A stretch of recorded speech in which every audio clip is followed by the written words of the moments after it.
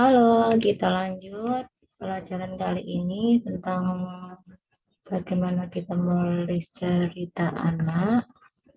Kemarin kita udah bahas tentang tema, kemudian kita bahas tentang tokoh. Hari ini kita mau bahas tentang bahasa, setelah sebelumnya juga kita bahas tentang struktur. Oke. Sebentar kita lihat slide-nya. Nah, ini dia. Tentang bahasa, membuka keterbacaan, tentang variasi kata, dan gramatika, serta gaya penulisan. Nah, kepada siapa sih kita menulis cerita anak ya, teman-teman?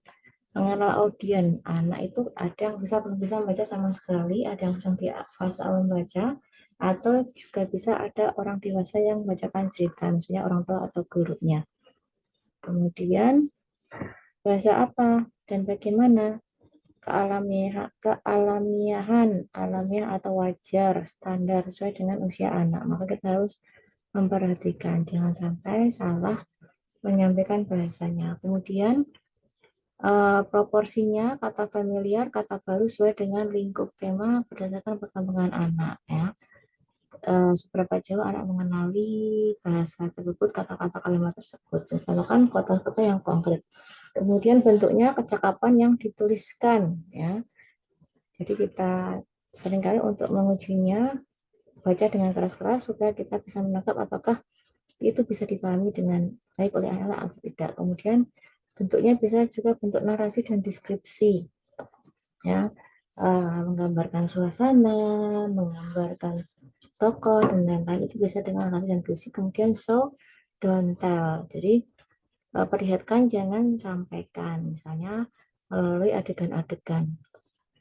Lalu mengenai keterbacaan, ya, apakah teks mudah dipahami dan diingat oleh kelompok usia target sesuai dengan tahapan perkembangan anak.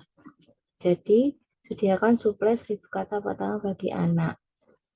Kemudian, mengapa perlu mengukur keterbacaan? Buku yang terlalu sulit akan mengurangi minat. Jadi, kalau bukunya tidak mudah dipahami, anak tidak jadi membaca. Kemudian, buku yang terlalu mudah justru tidak menantang dan membosankan. Hele ngonotok, ya, jadi dia nggak belajar, nggak mau baca lagi. Untuk mengukur bacaan bisa digunakan alat ukur matematis, namun umumnya penerbit punya kebijakan sendiri. Biasanya terdiri di atas 50-500 kata, kalimat kurang lebih terdiri di atas 10 kata, nggak boleh lebih dari itu.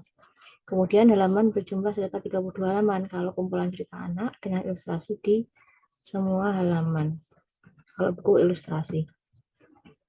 Nih, buku kalimat pendek ya. Sekarang datang si kucing. Pus pus, aku di sini. Ini bukunya Carilah Aku, karya siapa ini? Yoriko Tsutsui Fujiyamauchi. Ya. Terus buku dengan kalimat jumlah per kalimat yang lebih panjang. 1000 kucing untuk kakek. Pagi-pagi sekali ayam jantan berkokok. Kokoroyo, pagi telah tiba. Sudah waktunya untuk bangun dan seterusnya. Kemudian variasi kosakata dan gramatika. Ya.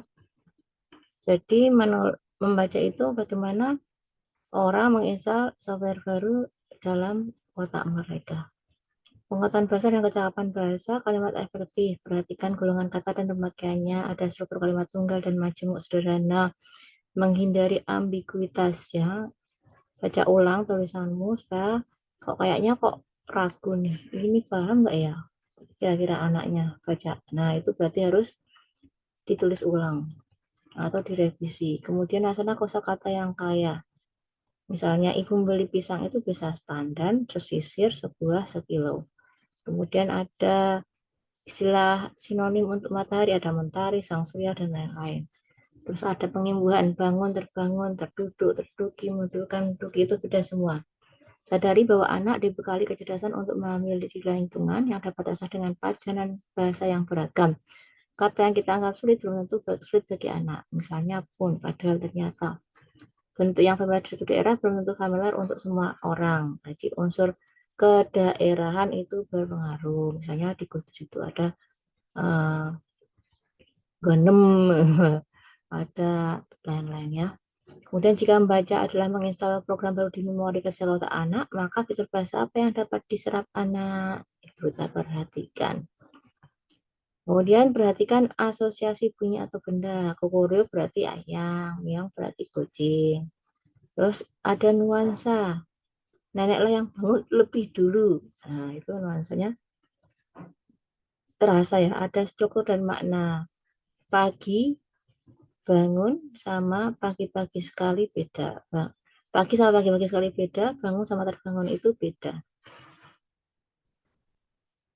Kalimat pasif, segera dibangunnya kakek, segera kakek dibangunkannya. Ini harus diperhatikan. Gaya penulisan ya, ada rima, permainan kata, humor, ada formula dan repetisi. Nih, buku berima. Rima bakal will be readers. Nah, ini contoh ini. Tetapi sewaktu ia pulang kembali, anjing kesayangannya sudah mati. Ada i. Nah, kemudian permainan kata, anaknya berwajah tampan. Pangeran kelapa santan, terserang wabah disakiti badan, sehingga tak bisa jalan bicara pun sedikit pelan. Bim juga rimang, kutang tang. Bim menangis kencang-cang, dikubangan jatuh tulang kop barunya bahasa kuyup. Nih, permainan kata lagi nih. Nah, ada gaya penulisan formula. Pada suatu hari, tempat yang halnya selalu panas, bisa pada mulanya, gitu ya. Terus ada repetisi yang membantu anak memproduksi teks. Misalnya nyaman, batu loncatan, perkembangan kemampuan baca, misalkan ada paparan teks, membantu pengalaman mengenai urutan. Kalau cerita membantu anak menyampaikan kembali secara lancar dan beritma.